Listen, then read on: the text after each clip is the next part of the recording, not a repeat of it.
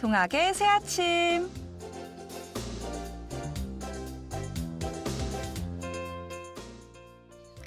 동국인 여러분 안녕하세요. 5월 14일 화요일입니다.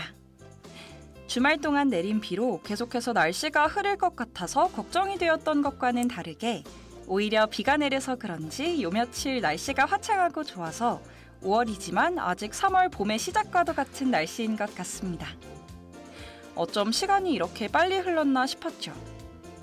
이렇게 시간이 빨리 흘러간다는 것을 실감할 때면 더더욱 지금 보내고 있는 시간을 알차게 쓰고 싶은 마음이 커지는 것 같은데요. 하지만 뼛속까지 게으름이 흐르는 저로서는 실천으로 옮기기가 참 어려운 것 같습니다. 정말 머릿속으로는 괴로울 정도로 해야 된다고 생각하는데 참 움직이지 않는 몸. 그리고 막판에 결국 하게 되어 부족한 시간 때문에 또 과부하가 오면 그것대로 스트레스를 받습니다. 저와 같은 게으름이 많으신 분들은 공감하실 것 같은데요. 특히 저는 그래도 한 번 하면 완벽하게 하고 싶은 마음 때문에 더 괴로웠던 것 같습니다.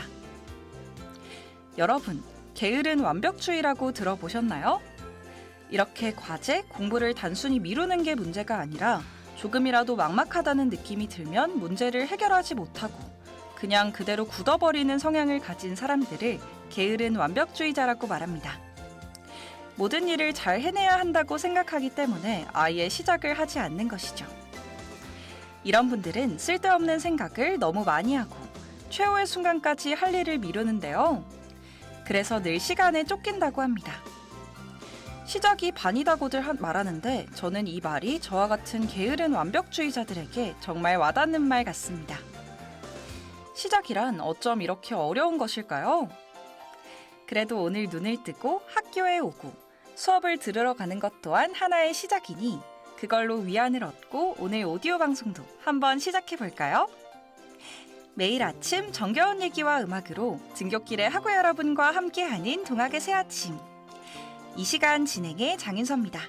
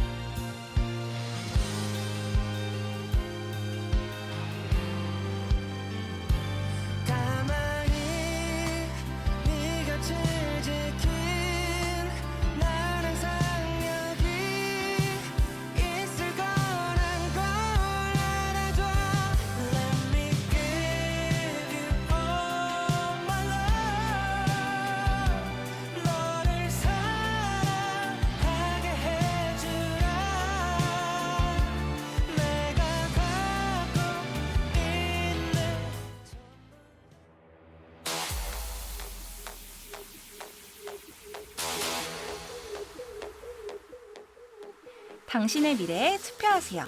핑미 핑미 핑미업. 스펙을 위한 모든 정보 핑미업.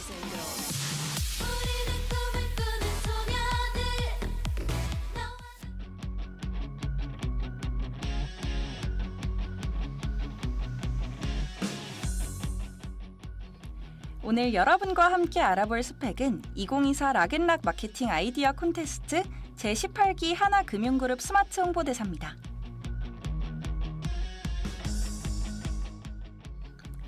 첫 번째는 바로 2024 락앤락 마케팅 아이디어 콘테스트입니다. 락앤락 공모전 아이디어 콘테스트는 락앤락의 밀폐용기 혹은 텀블러 제품을 중심으로 하는 전체 30페이지 이내의 캠페인 전략기획서를 제출해야 하는데요. 특히 영탁이 대상으로 락앤락 브랜드 선호도 제고를 위한 캠페인 아이디어를 내는 것이 중요합니다. 또한 이 마케팅 과제는 올드하고 진부한 이미지를 상쇄하고 MZ세대의 이목을 집중시킬 수 있는 이슈와 캠페인이어야 합니다. 그리고 틱톡, 유튜브 쇼츠, 인스타그램 릴스에 활용할 수 있는 숏폼 캠페인 활동 아이디어가 필요합니다.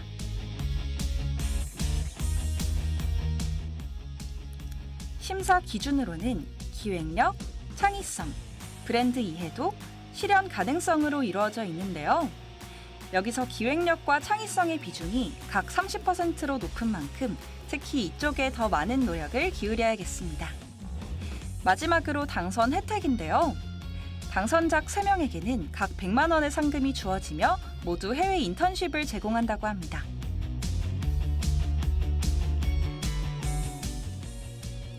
다음으로 설명해드릴 스펙은 제18기 하나금융그룹 스마트 홍보대사입니다. 스마트 홍보대사는 지난해 17기까지 총 963명의 수료자를 배출한 금융그룹 최초의 대학생 홍보대사 프로그램인데요. 국내외 사회가치 창출 활동을 직접 기획 및 실행할 수 있어 대학생들 사이에서 높은 인기를 끌고 있습니다.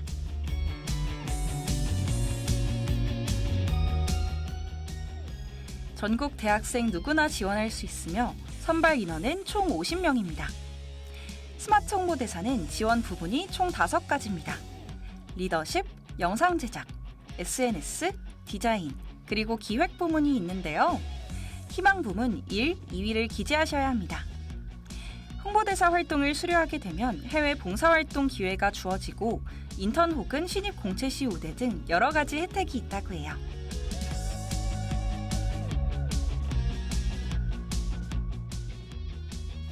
오늘 다뤄본 이 2가지 스펙들은 한 가지 공통점이 있는데요. 바로 모두 이번 주 일요일 19일 마감이라는 점입니다. 오늘 제가 알려드린 스펙 활동에 관심이 있으시면 부지런히 준비해보시는 것도 좋겠네요. 그럼 저희는 다음에 또 다른 스펙으로 돌아올게요. 안녕!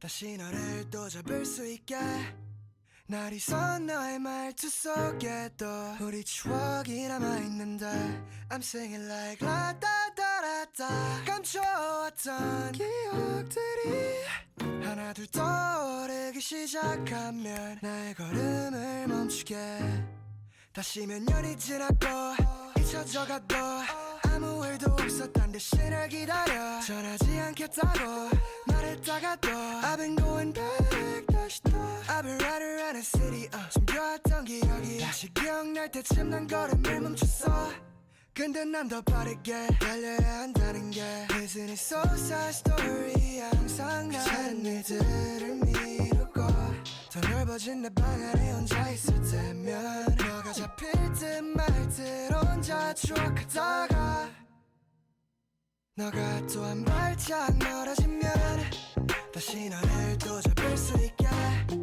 날이 선 너의 말투 속에도 우리 추억이 남아있는데 I'm singing like la da da da da 감춰왔던 기억들이 하나 둘 떠오르기 시작하면 나의 걸음을 멈추게 난 계속 다가가는데 넌 왜 멀어지기만 해 너무 어렸었잖아 내가 It was on my bed 시간이 너무 빨라 우리 추억을 따라 다시 가다 보면 너를 못 찾겠어 아마 난 나랑 찾을 거야 어쩌면 뻔했던 스토리 내가 망친 거야 다시 새로운 여자를 만나도 너의 흔적 흔적들만 잡다가 귀찮은 일들을 미루고 더 넓어진 내 방 안에 혼자 있을 때면 너가 잡힐 듯 말 듯 혼자 추억하다가 너가 또 한 발짝 멀어지면 다시 너를 또 잡을 수 있게 날이 선 너의 말투 속에 또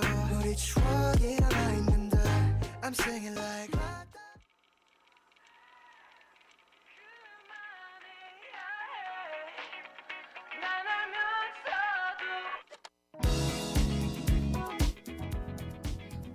한 학기 끝엔 모두가 똑똑해지길.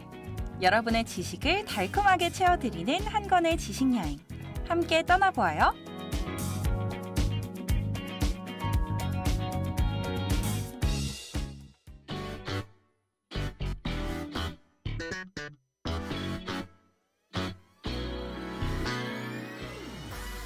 한 권의 지식여행에 오신 여러분 환영합니다. 오늘도 저와 함께 넓고 얕은 지식을 쌓아보도록 해요. 오늘은 이 책의 마지막 윤리 부분을 다뤄보려고 합니다. 먼저 윤리란 무엇일까요? 윤리의 사전적 정의는 사람이 지켜야 할 도리를 말합니다. 비슷한 말로는 도덕이 있는데요. 일상생활에서는 이 둘을 따로 구분하지 않고 같은 말처럼 씁니다. 하지만 어감에서 오는 차이가 있는데요. 도덕은 실천적인 느낌이 강합니다. 사람들이 합의하고 암묵적으로 준수하는 규범이나 규칙을 도덕이라고 하고, 윤리는 그런 규범과 규칙이 정당한지를 의심하고 검토한다는 점에서 이론적인 면에 가깝습니다. 오늘 저희가 다뤄볼 윤리는 어떻게 착한 사람이 되어야 되는지가 아니라 무엇이 착한 건지를 알아보려고 합니다.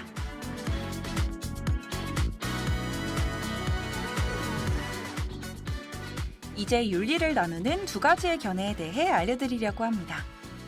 한 기자가 A에게 윤리가 무엇인지를 묻는데요.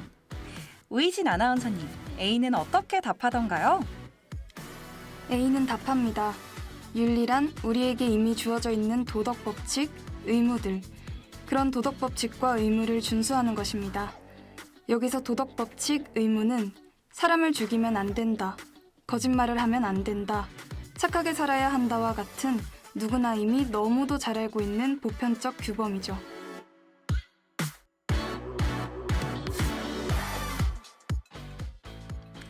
A의 대답은 주어진 의무를 고려하는 의무론적 대답입니다. 의무론은 도덕 법칙이나 의무를 준수하는 행위가 윤리라고 보는데요. 의무론적으로 세상을 살아가는 대표적인 사람들은 바로 종교인입니다. 그들은 이미 주어진 도덕적 명령으로서 신의 말씀을 규범으로 생각하고 평생 이를 준수하며 살아갑니다. 종교인들에게 옳은 일이란 신의 말씀대로 사는 것이고, 잘못된 일이란 신의 말씀에 거역하며 사는 거겠죠? 윤리의 또 다른 견해는 목적론적 견해인데요. 노래 한 곡 듣고 설명해 드릴게요.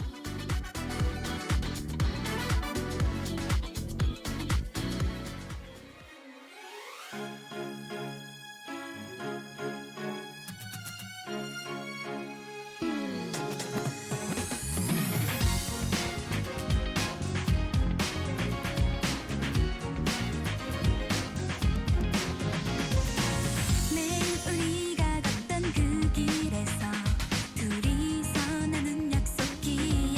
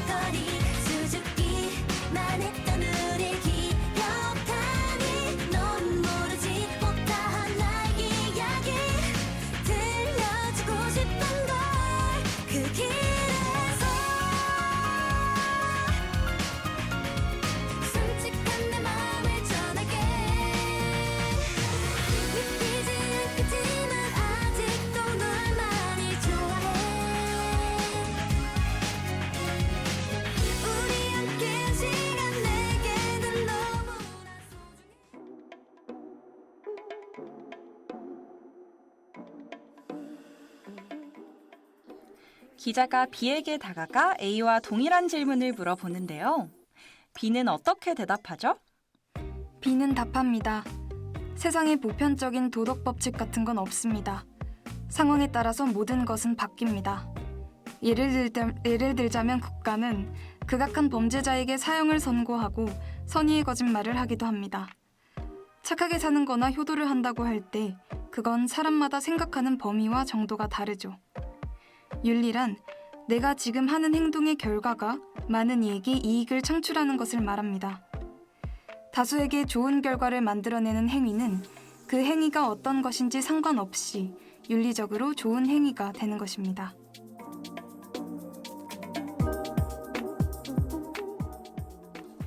B의 대답은 윤리의 두 번째 견해인 목적론적 윤리관의 모습입니다.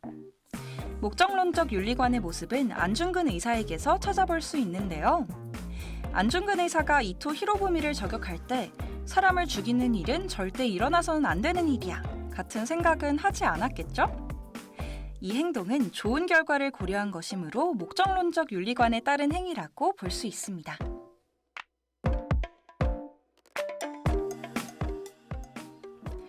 의무론과 목적론을 더 깊게 이해하기 위해 시간성을 고려해 볼 필요가 있습니다.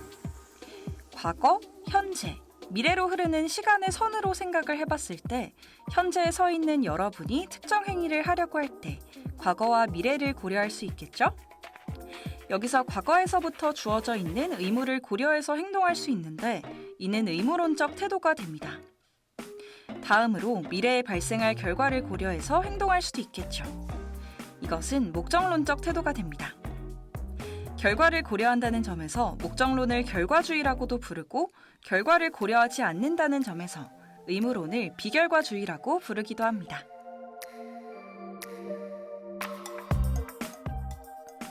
과연 어떤 윤리관을 가지고 사는 삶이 괜찮은 삶일까요? 어떤 삶이 더 좋은 삶이라고 말하기는 어렵습니다. 판단의 몫은 여러분께 있습니다.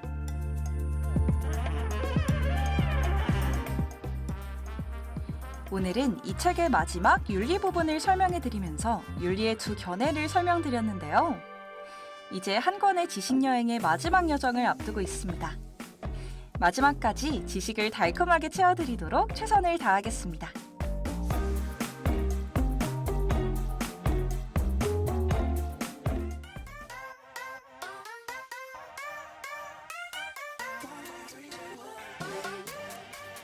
한 학기 끝엔 모두가 똑똑해지길. 여러분의 지식을 달콤하게 채워드리는 한 권의 지식여행. 다음 주에도 알찬 지식 들고 올게요. 안녕!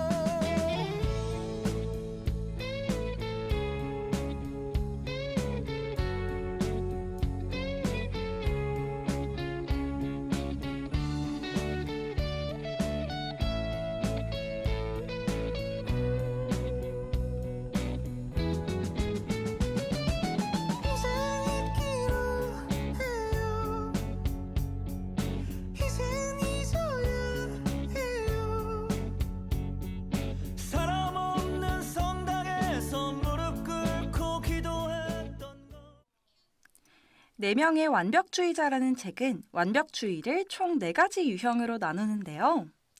오늘 방송을 마무리하면서 여러분께 스릴 추구 막판 스퍼트형에 대해 소개해드리면서 마칠까 합니다. 스릴 추구 막판 스퍼트형의 경우는 앞서 오프닝 때 알려드린 게으른 완벽주의와 비슷한데요. 이 유형이 자신의 능력이 얼마나 뛰어나건 간에 스스로를 제일 많이 갉아먹는 유형이라고 해요. 또 밀어서 얼레벌레 과제를 다 하긴 했는데 늘 뒤에는 아쉬움과 후회가 찾아와 스스로를 자책하기 마련이죠. 핑계대면서 미루기, 그리고 후회, 이 악순환이 반복되는 것입니다. 나는 이 일을 충분히 할 수 있는데 잘못된 행동 패턴으로 인해 오히려 나를 더 갉아먹게 되는 이 유형.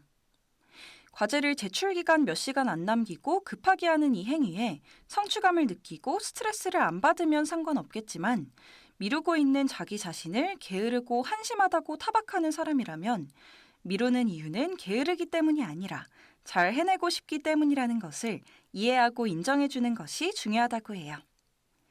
본인의 시선을 타인에게만 맞추는 것이 아니라 시선을 본인에게 맞춰 스스로를 더 돌보는 연습이 서툴더라도 필요하다고 합니다. 하지만 마음을 너무 무겁게 먹을 필요는 없어요. 과거는 과거고 미래는 미래입니다. 완벽한 순간은 존재할 수 없는 것 같아요. 그냥 이 순간만 존재할 뿐입니다. 그러니 저희 모두 마음을 가볍게 먹어보기로 하는 건 어떨까요? 지난주에도 언급했지만 결국엔 본인의 마음가짐이 중요하니까요. 매일 아침 정겨운 얘기와 음악으로 등굣길의 학우 여러분과 함께하는 동학의 새아침. 이 시간은 이만 마치기로 하죠. 학우 여러분, 기분 좋은 하루 보내세요.